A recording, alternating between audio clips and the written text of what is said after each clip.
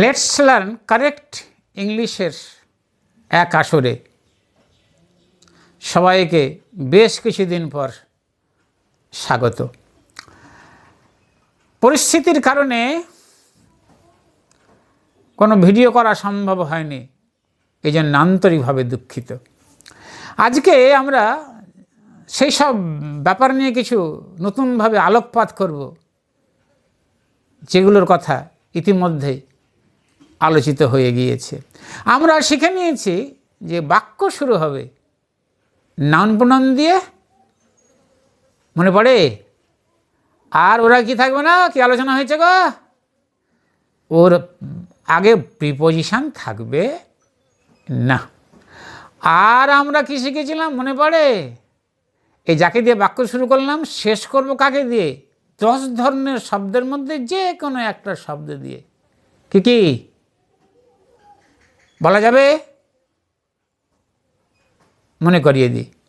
Present form, past form, present ING, past participle, noun, adjective, particle, সংখ্যা, preposition. আজকে আমরা যোগ করবো তার সঙ্গে একটা দেয়ার, মানে আগের 10 + 1 দেয়ার, তাহলে মোট 11টি। আমরা আরও শিখেছিলাম যে এই যে দ্বিতীয় অংশে প্রেজেন্ট ফর্ম পাস্ট ফর্ম ছাড়া অন্য কেউ বসলেই আমাদের অন্য কাউকে বসানোর আগে একটা বিএমজার ওয়াজবারকে বসাতে হবে। এগুলো আমরা শিখে নিয়েছি। আজ আমরা শিখব এই শুরুতে যে নাউন প্রোনাউনটা বসে আছে, যার আগে প্রিপোজিশন নেই, সে নাউন প্রোনাউনটার নাম কি হবে। এর নাম হবে 5 রকম। 1, কখনো এর নাম হবে কর্তা, ইংরেজি থেকে বলবো অ্যাক্টিভ এজেন্ট, বা বলবো দ্য ডুয়ার, বা বলবো the subject in the active voice of the verb. 2 নম্বর, শুরুতে যে নাউন প্রোনাউন বসে থাকলো এর নামটা কখনো অবজেক্ট হবে। 3 নম্বর, শুরুতে যে নাউন প্রোনাউন বসে থাকবে তার নামটা কখনো হবে সাবজেক্ট অফ দ্য কমপ্লিমেন্ট। 4 নম্বর, শুরুতে যে নাউন প্রোনাউন বসে থাকবে তার নাম কখনো হবে দ্য নাউন অফ ওনারশিপ বা কন্টেইনমেন্ট। বা শুরুতে যে নাউন প্রোনাউন বসে থাকবে 5 নম্বর, তার নাম হবে নাউন অফ এক্সিস্টেন্স। এর বাইরে ইংরেজিতে অন্য কোনো ছকে বাক্য রইবে না, খুঁজে পাওয়া যাবে না। যে কোনো বাক্য মানে কি আছে, এই 5 জনের মধ্যে যে কোনো এক ধরনের নাউন প্রোনাউন দিয়ে বাক্যটি শুরু করা আছে। তো আজকে আমরা প্রথম যেটা শিখব সেটা হলো এই যে কর্তা হিসাবে নাউন প্রোনাউন, বা দি এজেন্ট হিসাবে, বা the subject in the active voice of the verb হিসাবে। তো শুরুতে যদি কর্তা বসে থাকে, যে কাজ করেছে সে যদি বসে থাকে, তাহলে বাক্যটা শেষ হবে হয় প্রেজেন্ট ফর্ম দিয়ে, না হয় পাস্ট ফর্ম দিয়ে, না প্রেজেন্ট আইএনজি দিয়ে। এখন প্রশ্ন হলো কখন প্রেজেন্ট ফর্ম দেব, কখন পাস্ট ফর্ম দেব, কখন আইএনজি দেব। স্মরণীয়, খুব ভালো করে মনে রাখতে হবে।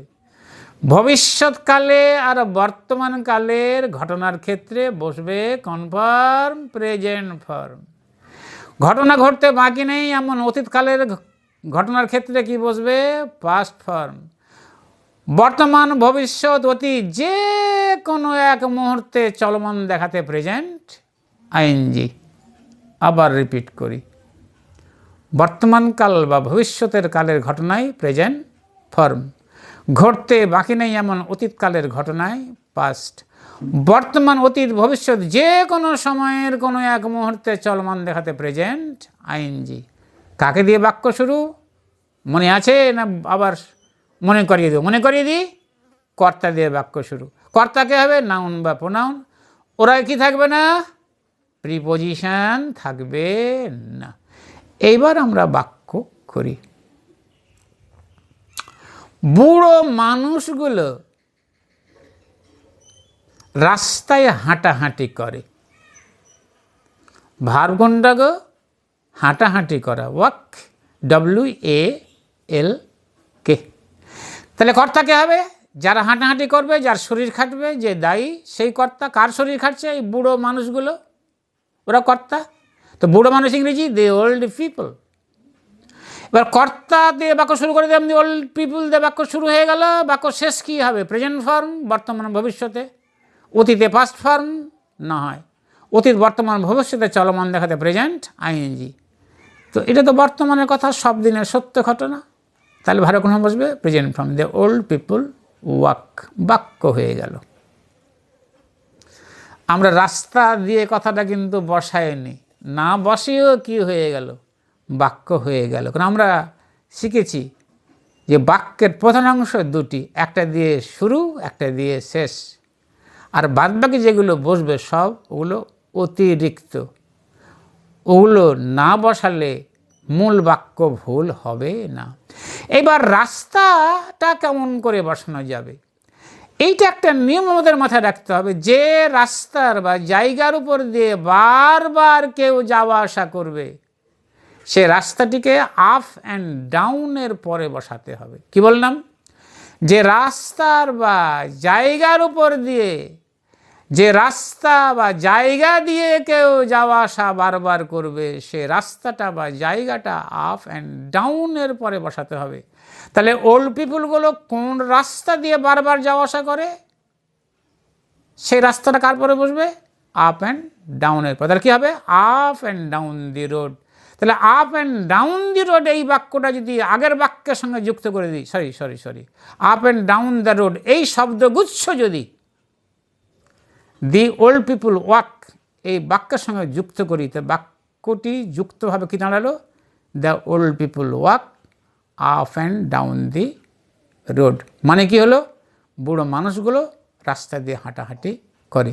মনে রাখতে হবে মূল বাক্যটি ছিল দ্য ওল্ড পিপুল ওয়াক, আর ওর সঙ্গে অতিরিক্ত খবর হিসেবে যুক্ত হলো up and down the road. এবার আর একটা বাক্য নেই।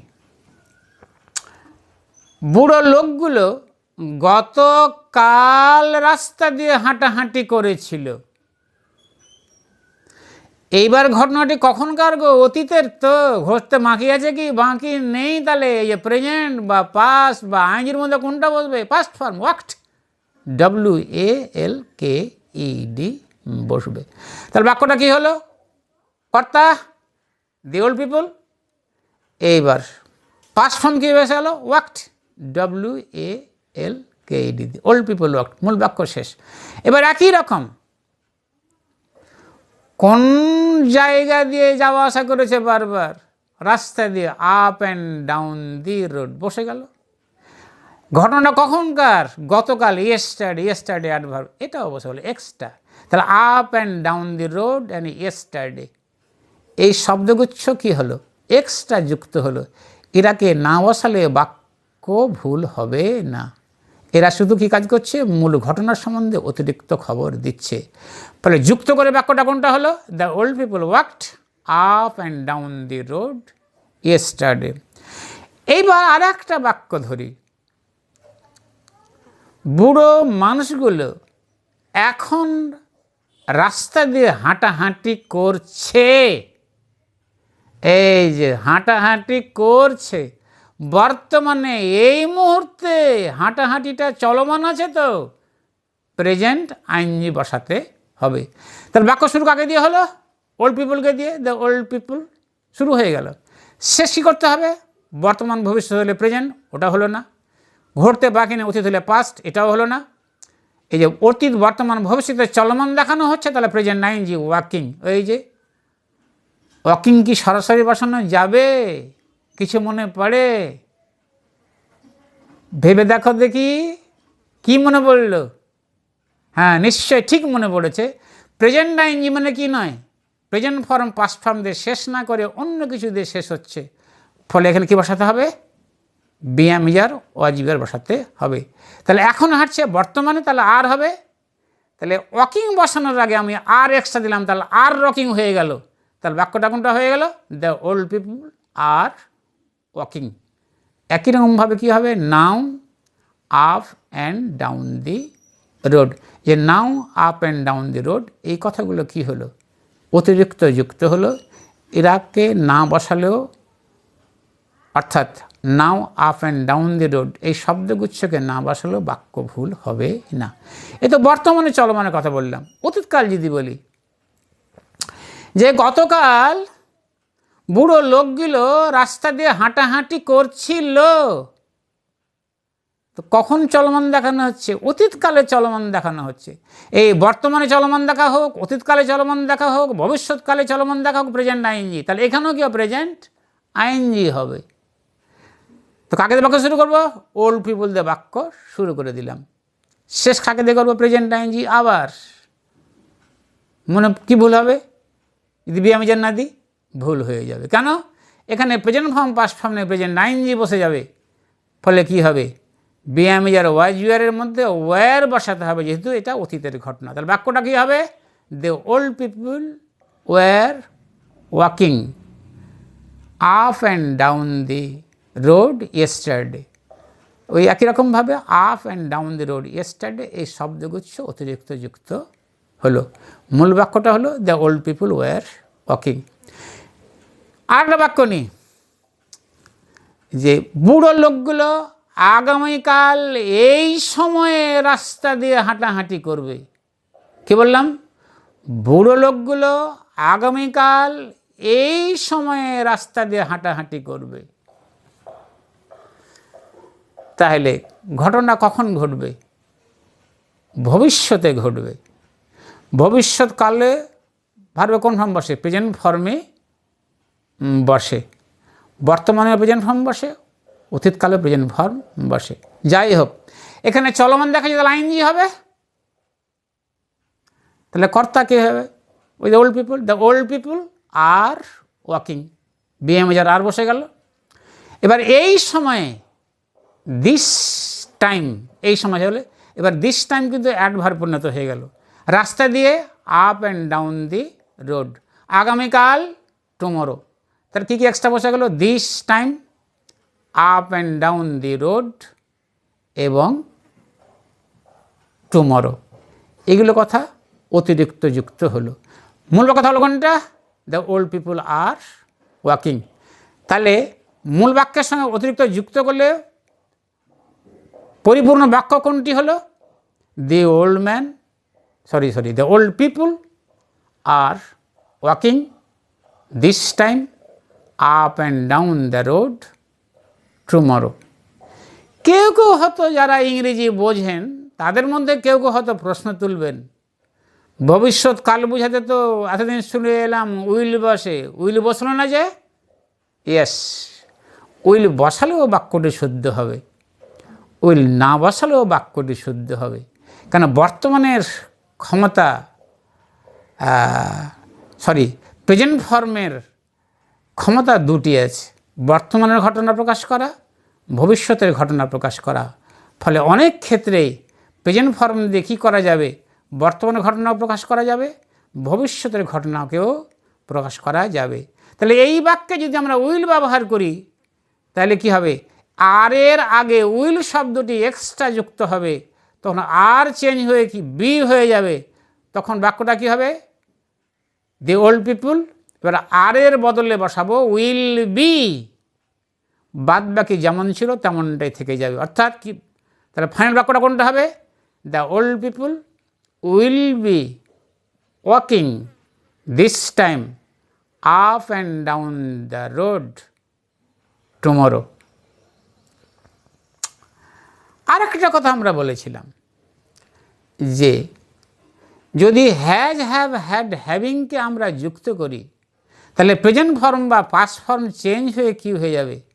পাস্ট পার্টিসিপল হয়ে যাবে। তাহলে এই বাক্যে যদি আমরা হ্যাজ, হ্যাভ, হ্যাড যোগ করি তাহলে কি হবে? ওর পরে যে প্রেজেন্ট ফর্ম পাস্ট ফর্ম থাকবে সেটা চেঞ্জ হয়ে পাস্ট পার্টিসিপল হয়ে যাবে। যেমন এই আমরা এর আগে বাক্যটা শিখেছি একটা, যে the old people are walking, এই বাক্যটা আমরা শিখেছি এর আগে। এর আরের আগে যদি হ্যাভ বসিয়ে দিই তাহলে বাক্যটা কী হবে? হ্যাভের পরে আর হবে, তখন আর চেঞ্জ হয়ে পাস্ট পার্টিসিপল হয়ে যাবে। আর এর পাস্ট পার্টিসিপল ফর্ম হলো বিন।